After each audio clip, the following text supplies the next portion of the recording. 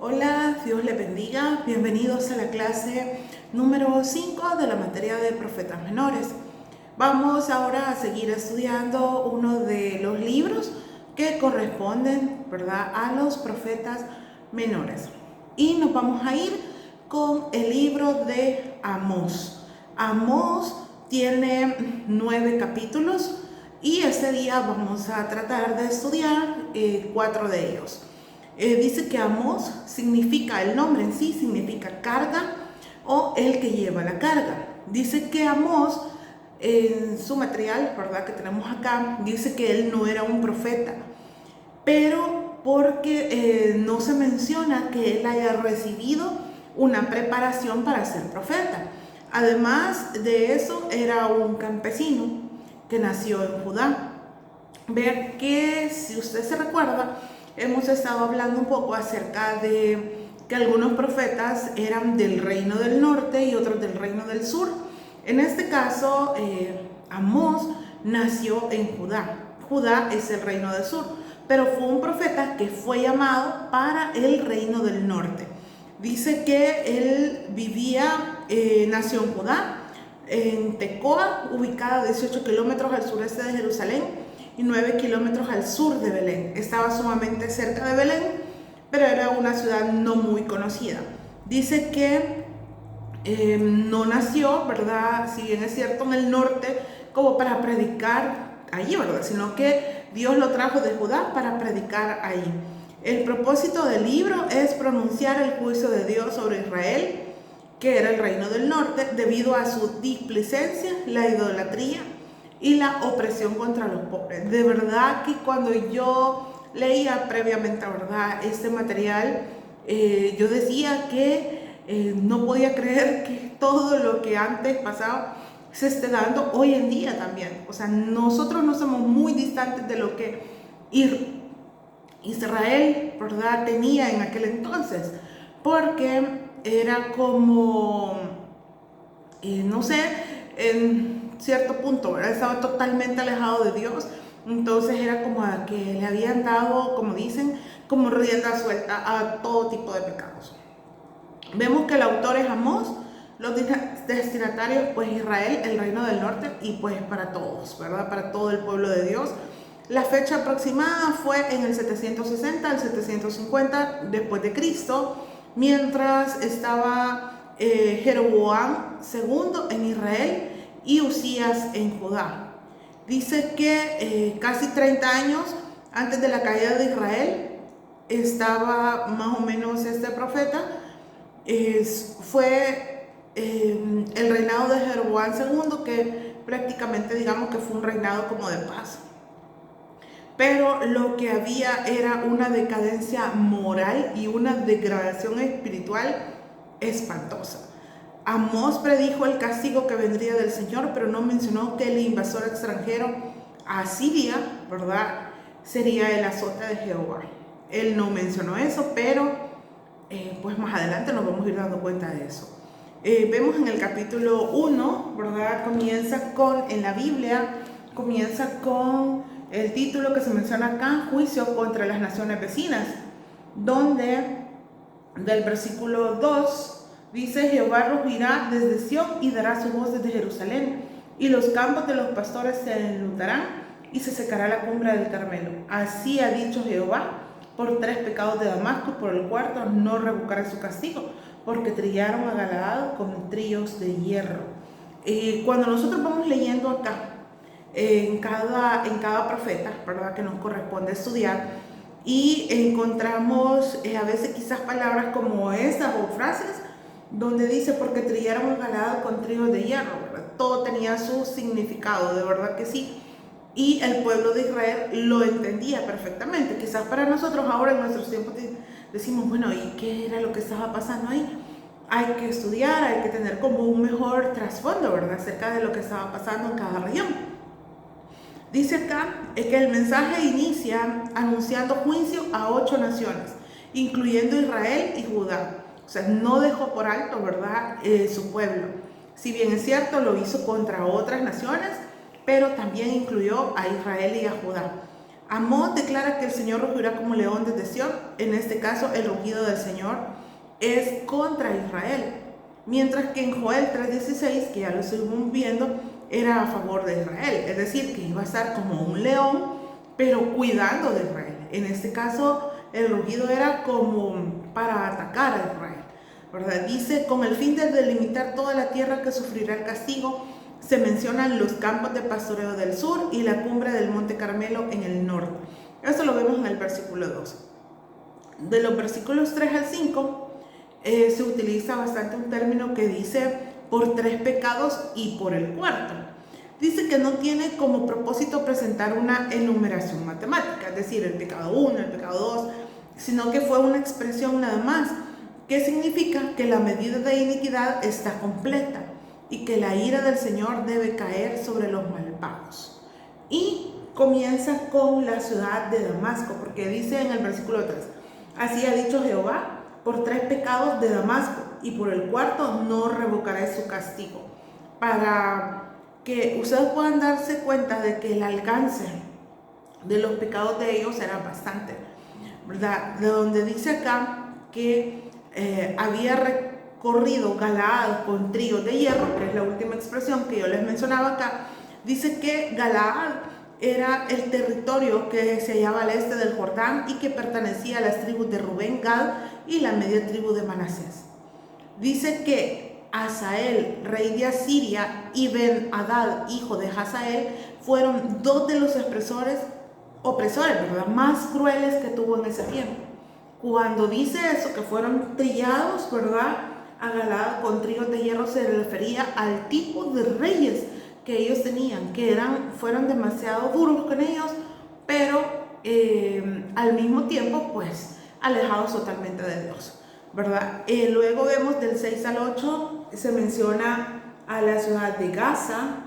En el 8, del 6 al 7, ¿verdad? El 8 menciona a Asdod, el 9 menciona a Tiro, y como a Edom también en el versículo 11, y así podemos ir enumerando las ciudades, y a cada una, ¿verdad?, le dice, hay tanto pecado, pero el cuarto, o sea, pero es como el mayor o el pecado quizás como más visible para ellos, siempre se los menciona. Dice Tiro, su pecado igual que el de los filisteos, la venta de prisioneros de guerra como esclavos. Los fenicios eran famosos como buenos comerciantes y debían haber vendido los prisioneros de guerra a más de una nación. Esa era una de las cosas que hacía Tiro, ¿verdad? Luego tenemos el juicio contra Edom, del 11 al 12, y el juicio contra Amón, del 13 al 15. Siempre a cada uno le fue sacando como quizás el pecado. Yo creo que estaban llenos de pecado, pero el más como evidente, ¿verdad?, el que más se notaba probablemente era el que más se les mencionaba. Eso lo vemos aquí en el capítulo 1. Si nos vamos al capítulo 2, dice acá que habla del pecado de Moab. Dice que fue el de haber quemado los huesos del rey Edom. Y eso lo vemos en el capítulo 2, de los versículos 1 y 2, bueno, al 3, donde dice, así ha dicho Jehová, por 3 pecados de Moab y por el cuarto no revocaré su castigo, porque quemó los huesos del rey de Edom hasta calcinarlos. Prenderé fuego en Moab y consumiré y los palacios de Keriot, y morirá Moab con tumulto, con estrépito y con sonido de trompeta. Y quitaré el juez del medio de él y mataré con él a todos sus príncipes, dice Jehová. Para cada una de las naciones estaba declarándose un juicio. Imagínense qué complicado ha de haber sido de verdad para Amós, ¿verdad?, como profeta, estar hablando de estas cosas y saber que los ojos de la gente, ¿verdad?, estaban puestos en él. Y cómo puede estar esta persona siendo no profeta, estar señalando. Pero cuando Dios usa a alguien y esa palabra viene de verdad, habla palabra de verdad y la palabra se cumple. Dice acá en su material, el pecado de la nación de Moab fue el de haber quemado los huesos del rey Edom. Eso lo vemos como una referencia en 2 de Reyes 3, del 26 al 27, y 1 de Reyes 11:7. Siempre mi recomendación es que puedan leer cada parte de las citas bíblicas que nosotros vamos viendo acá, para que podamos completar la idea de lo que acá está. Dice, Dios castigará a Moab con el fuego de la destrucción. Moab dejó de existir cuando Nabucodonosor la subyugó totalmente, o sea que eso se dio, ¿verdad? Probablemente no se dio justo en el momento en que Amós estaba predicando, pero sí se dio.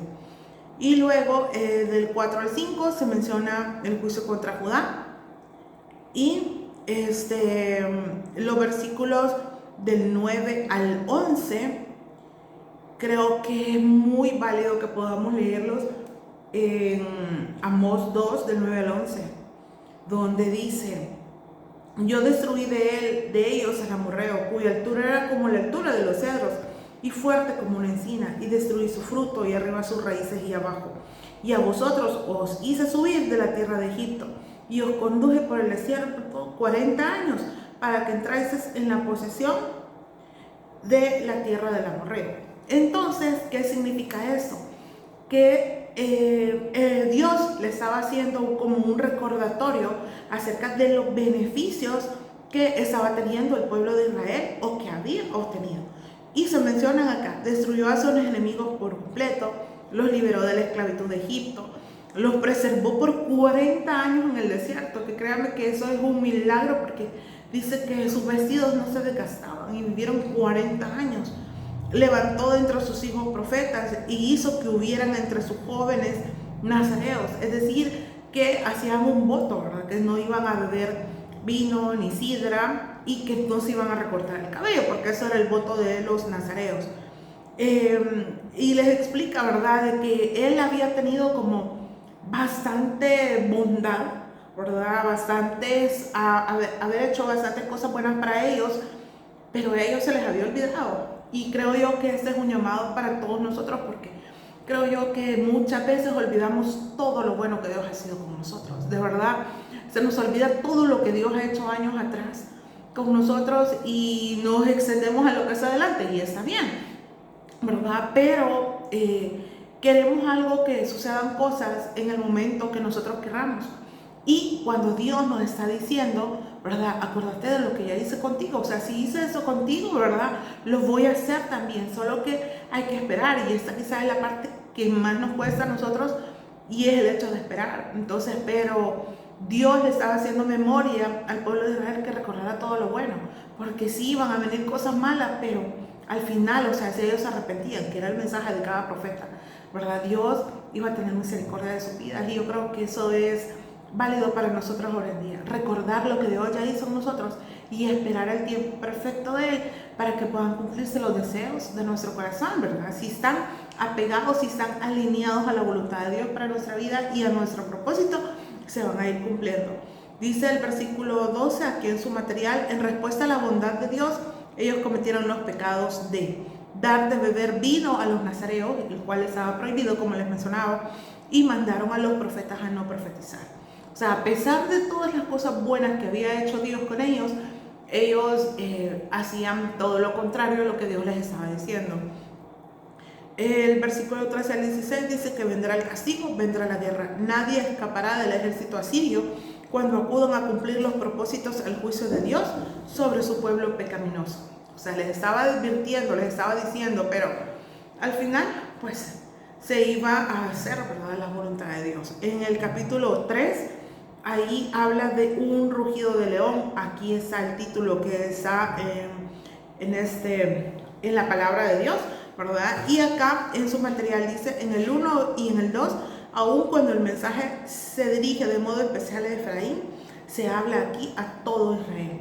Oíd, porque se recuerdan ustedes que ya habíamos hablado que Efraín también era una expresión para referirse a todo el pueblo de Israel. Oíd esta palabra que ha hablado Jehová contra vosotros, hijos de Israel, contra toda la familia que hice subir de la tierra de Egipto, dice así: a vosotros solamente conocidos de todas las familias de la tierra, por tanto os castigaré por todas vuestras maldades. Eso era lo que se le estaba recordando, ¿verdad?, al pueblo de Israel a través de las palabras de Amós. Dice que el mensaje era para ambas partes. Debían de escuchar. Solo han conocido a su pueblo Israel para sus propios fines. Es decir, ustedes de todas maneras, ¿verdad?, han hecho cosas buenas, y sí, lo han hecho para su beneficio, pero también tendrían que reconocer, ¿verdad?, a Dios.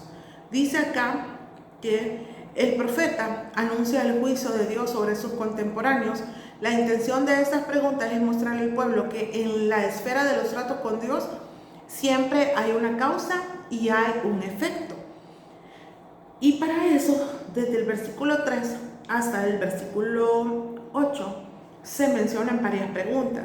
Y quizás la primera, que creo que es muy importante, dice: ¿andarán dos juntos si no estuvieran de acuerdo? Les está diciendo Dios al pueblo de Israel: ustedes y yo estamos juntos, y si estamos juntos vamos a ir y vamos a ponernos de acuerdo y vamos a hacer las cosas bien, ¿verdad? Pero por eso es la pregunta: ¿andarán dos juntos si no estuvieran de acuerdo? Obviamente que no, ¿verdad? Entonces les está diciendo que si dos personas andan juntas, deben de estar de acuerdo. Si el león ruge, es porque tiene una presa. Si los pecados de Israel no provocan el juicio de Dios, el profeta no estaría clamando contra él. Eso lo vemos en el versículo 4, la pregunta. Si una ave cae en la trampa, alguien armó la trampa. Eso lo vemos en el versículo 5. Dice: ¿caerá el ave en el lazo sobre la tierra sin haber cazador? ¿Se levantará el lazo de la tierra si no ha atrapado algo? Por eso diciendo, o sea, si se va a cazar algo es porque hay un cazador. Entonces, le estaba poniendo eso, le estaba diciendo: miren, o sea, están ustedes en este punto en el que tienen que decidir qué hacer, ¿verdad? ¿Están conmigo o no están conmigo? Luego le dice también, si la trompeta se toca, la calamidad se acerca. En el versículo 6 dice: se tocará la trompeta en la ciudad y no se alborotará el pueblo. ¿Habrá algún mal en la ciudad el cual Jehová no haya hecho? Vea que cuando se tocaba la trompeta, pues era algo importante lo que se iba a hablar, lo que se iba a decir o lo que iba a acontecer. Dice: y si el profeta habla, Dios debe haberlo enviado. Eso lo vemos en el versículo 7. Porque no hará nada Jehová el Señor sin que revele su secreto a sus siervos, los profetas. O sea, Dios iba a estar hablando y se lo volvió a decir a través de sus profetas. Luego, del 9 al 15, invita a los profetas a que clamen en los palacios de Asdod y de Egipto, para que vean los crímenes de Israel, para que vean que han sido superados en maldad por Israel. Eso lo vemos en los siguientes versículos, ¿verdad? Del 9 al 15. Y aquí en la Biblia dice destrucción de Samaria. Luego, si nos vamos al capítulo 4, donde dice del 1 al 3, que se habla de otro territorio que es Basán, dice que este se encuentra al este del río Jordán. Las vacas de Basán se caracterizaban por su naturaleza fuerte y bien nutrida, por cuanto los pastos de la región eran suculentos. Este pasaje las compara a las mujeres de la capital de Samaria, amantes del lujo y la extravagancia. Para poder disfrutar de sus deleites, oprimían a los pobres. De verdad que esto es algo, una expresión que he estado escuchando y que creo yo que podemos leer, ¿verdad? En los capítulos anteriores, en el 1, el 2 el 3, y era la opresión a los pobres. En realidad no estaban ayudándoles, lejos de eso, estaban oprimiéndolos, ¿verdad? En este versículo del 1 al 3 dice: oíd esta palabra, vacas de Basán, que estáis en el monte de Samaria, que oprimís a los pobres y quebrantáis a los menesterosos, que decís a vuestros señores: traed y beberemos. Jehová el Señor juró por su santidad, y aquí vienen sobre vosotras días en que os llevarán con ganchos, y a vuestros descendientes con anzuelos de pescador, y saldréis por las brechas unas tras otras, y seréis echadas del palacio, dice Jehová. Aquí se refería, ¿verdad? Como ya leímos acá, a las mujeres que se creían como algo, pues, digamos, importante, ¿verdad? Algo de valor dentro de este lugar. Y por eso les explica ahí, ¿verdad? Que va a llegar un día en el que eso ya no va a pasar, ¿verdad? Yo creo que es importante que nos demos cuenta que nosotros somos lo que somos por lo que Dios nos ha dado. Si lo que nosotros tenemos es porque Dios nos lo ha dado, eso es algo que nunca jamás tenemos que olvidar como hijos de Dios, ¿verdad? Si hemos alcanzado algo, si hemos estudiado algo, si hemos obtenido algo material, que todo lo que nosotros hagamos y obtengamos sea reconociendo, ¿verdad? Que lo que tenemos y somos es porque Dios nos lo ha dado. Luego, de los versículos 4 al 5, Dios les habla con palabras irónicas, invitándolos a que acudan a Betel a prevaricar y a Gilgal a multiplicar sus transgresiones. Se mencionan esas dos ciudades, Betel y Gilgal, por el modo en que habían pervertido esos lugares, que eran los recuerdos más sagrados de la nación. Eso lo vemos en Génesis 35 y en Josué 5 del 1 al 9, ¿verdad? Les está hablando de esos dos lugares súper importantes que ellos los habían usado para otras cosas. Luego, en los versículos del 6 al 11 de este capítulo, dice, puesto que sus ofrendas le resultaban tan desagradables a Dios, Dios les dio castigos a cambio, dice. Os hice, en el versículo 6 del capítulo 4, estar a diente limpio en todas vuestras ciudades y hubo falta de pan en todos vuestros pueblos, mas no volvisteis a mí, dice Jehová. También os detuve la lluvia 3 meses antes de la siega, e hice llover sobre una ciudad, y sobre otra ciudad no hice llover. Sobre una parte llovió, y la otra parte sobre la cual no llovió se secó. Y así les menciona varias cosas que él estuvo haciendo, y que pasaban una cosa, pasaba otra. Como dice aquí, Dios había enviado desastre tras desastre sobre el pueblo, a fin de exhortarles a que se arrepintieran y que se volvieran a él. Sin embargo, nada sirvió para sacar al pueblo de su corrupta manera de vivir. Yo creo que muchas veces como seres humanos nosotros tenemos que ser, prever, ¿verdad? Que si nos pasa algo o hay algo que Dios quiere llamar nuestra atención, nosotros podemos decir, y quizás es la expresión de muchas personas, estoy salado, ¿verdad? Ya a mí la mala suerte me sigue, pero que no es eso. Es Dios queriendo hablarnos porque hay algo que nosotros tenemos que hacer y es volver nuestro corazón hacia Él, y es volver nuestra mirada hacia Él, es volver a creer en Él, es a seguir creyendo en Él. Entonces Dios le hablaba al pueblo de Israel de miles de formas y el pueblo de Israel no entendía.